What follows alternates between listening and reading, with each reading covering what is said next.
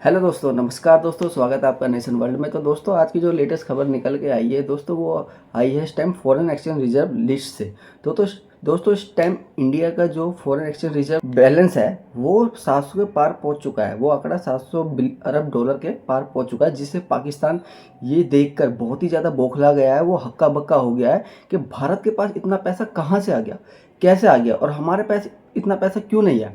इस चीज़ को देख के पाकिस्तानी अवाम भी बहुत तिलमिला रही है और बहुत ही ज़्यादा अंदर से वो जल रही है। और उनके अलग अलग बयान सामने आ रहे हैं, उनके मीडिया वालों के बयान सामने आ रहे हैं कि भारत ने इतनी जल्दी इतनी तरक्की कैसे कर ली, इतना पैसा कैसे बना लिया, हमारे पास इतना पैसा क्यों नहीं है, आखिर क्या रीज़न है। तो दोस्तों, आप पहले इस वीडियो को देखिए। पाकिस्तान की जो आवाम और जो उनकी मीडिया ने जो कहा है, एक बार आप इस पर गौर फरमाइएगा, फिर आगे हम बढ़ते हैं। दुनिया आपको पैसे नहीं देगी। क्यों देगी? क्योंकि पूरी दुनिया को पता है आपकी लीडरशिप के किरदार का।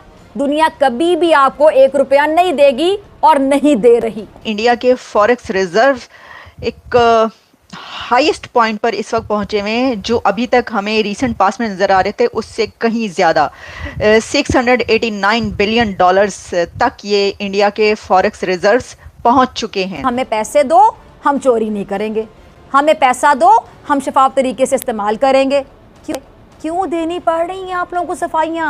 अरे हमसाए मुल्क भारत ने अपना ही 77 इयर्स का रिकॉर्ड ब्रेक कर दिया है। वो तो मौजूदा सूरत हाल से इस हद तक मायूस हो चुके हैं कि हर हाल में मुल्क छोड़कर बैरून मुल्क जाने के एक मौके के इंतजार में है। क्यों देगी आपको दुनिया पैसे? आपके लीडर की फैक्ट्रियों के लिए देगी पैसे, रायविंड महल के लिए पैसे दे, या फिर एवनफील्ड डिपार्टमेंट्स के खराजात के लिए पैसे दे। जो इंडिया का बिजनेस स्टाइल है ना, वो बड़ा कंफर्टेबल है। वहाँ पे बिजनेस वालों को फैसिलिटेट किया जाता है। बल्ले नहीं धेला कर दी मेला मेला, कुछ भी नहीं इनके पास।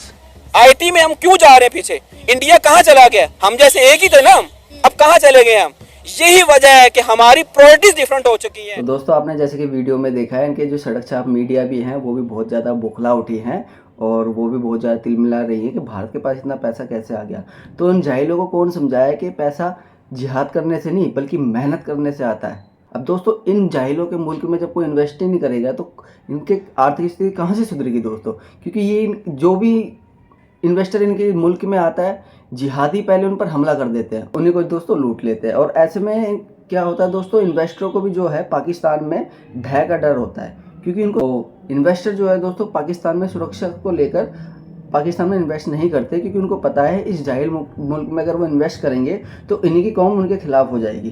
क्योंकि इनकी कौम में इतना दिमाग नहीं है, इतना सेंस नहीं है कि कोई अगर इन्वेस्ट करते हैं इनकी आर्थिक स्थिति सुधारने के लिए तो ये उसमें अपना सहयोग करे, लेकिन इसमें सहयोग की जगह ये अपना जिहाद पना कर देते हैं, जिस कारण पाकिस्तान की आर्थिक स्थिति खराब हो जाती है। इस टाइम दोस्तों जो 700 अरब डॉलर का आंकड़ा इंडिया ने छू लिया है, जिससे कि हम देशवासी बहुत खुश है। और आपको भी मैं इस चीज़ की बधाई देता हूँ, देशवासियों को बधाई देता हूँ कि इंडिया ने 700 अरब का आंकड़ा छू लिया है। दोस्तों, इससे पता चलता है कि हमारे देश की स्थिति पहले से कितनी बेहतर हो रही है। दोस्तों, प्रधानमंत्री श्री नरेंद्र मोदी ने कहा है कि 2047 तक भारत एक विकसित देश बनेगा, एक विकसित राष्ट्र बनेगा। दोस्तों, प्रधानमंत्री जी उस मंत्र को लेके चले हैं और इन्वेस्टर को लाने के लिए वो हर मुमकिन प्रयास कर रहे हैं। यहीं अभी हाल ही में एक खबर आई है कि अमेरिका में जो टेस्ला कंपनी है वो भी अपनी जो मार्केट है वो भारत में खोलना चाहती है, जिसके लिए हम नरेंद्र मोदी जी को बहुत बहुत बधाई देते हैं। उन्होंने देश के लिए टेस्ला कंपनी को इंडिया में ला रही है, उनको लॉन्च कर रही है। दोस्तों, ये बहुत ही बड़ी खुशी की बात है। इससे क्या है दोस्तों, भारत की आर्थिक स्थिति और सुधरेगी।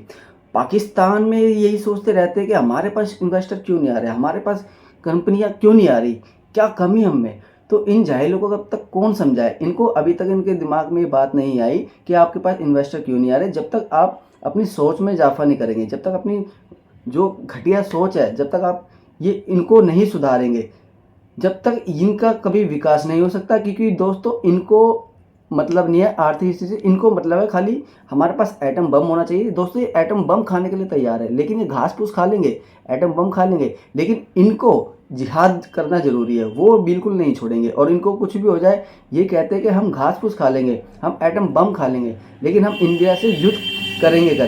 दोस्तों यही एक बहुत बड़ा रीज़न है, यही एक बहुत बड़ा कारण है जो उनकी मानसिक स्थिति सिर्फ एक ही जगह है, सिर्फ जिहाद। दोस्तों अगर ये पाकिस्तानी अवाम इससे उठकर आगे बढ़ती है, इनकी जो अवाम है बढ़ती है, नई पीढ़ी आगे आती है और शिक्षा में परिवर्तन होता है, तो दोस्तों शायद इनका कुछ विकास हो सके। नहीं तो दोस्तों ये जाहिल लोग ऐसे ही रह जाएंगे, इनका कुछ नहीं हो सकेगा। भारत ने जो 700 अरब डॉलर का आंकड़ा छुआ है दोस्तों, इससे तो ये बौखला गया है। और दोस्तों ये बौखलाना बहुत ही लाजमी है। प्रधानमंत्री नरेंद्र मोदी ने भी कहा है दोस्तों इनके लिए कि हमें इनसे युद्ध करने की ज़रूरत नहीं है, क्योंकि ये अंदर से जल जल के ये वैसे ही ख़त्म हो जाएंगे। तो दोस्तों इसलिए यही है कि इनसे युद्ध करके कोई फ़ायदा भी नहीं है। युद्ध करके तो दोस्तों इनसे कोई फ़ायदा है नहीं, क्योंकि ये पहले से ही मरे पड़े हैं। इनकी सेना में इतनी ताकत भी नहीं है कि ये युद्ध कर पाए, क्योंकि ये अंदर से जल जल के इनकी सेना और इनकी आवाम जो है भारत के खिलाफ इतनी नफरत इन्होंने अपने मन में पाल ली है, जिसके भ्रम में पाकिस्तानी आवाम की जो हालत है, स्थिति है, जिससे दिन पर दिन और बदतर होती जा रही है। तो दोस्तों फिलहाल तो आज के लिए इतना ही। तो मिलते हैं दोस्तों नेक्स्ट वीडियो में। जय हिंद, जय भारत।